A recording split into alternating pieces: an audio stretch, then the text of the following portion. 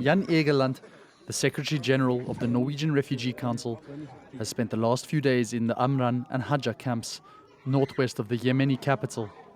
What he has seen has left him in shock. I saw some of the worst starvation I've seen anywhere. What I met there was mothers with babies who were starving. They were skeleton, really.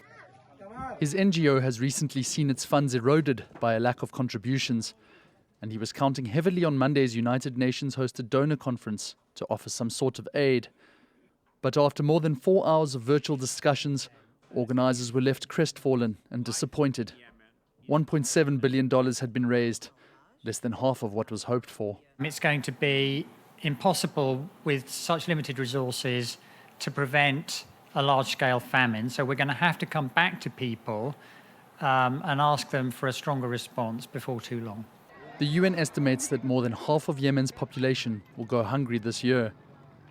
But despite the growing desperation on the ground, wealthy countries such as the United States, Saudi Arabia and the United Arab Emirates have decided to drastically cut back financial support, citing the pandemic, corruption and concerns the aid might not be reaching its intended recipients.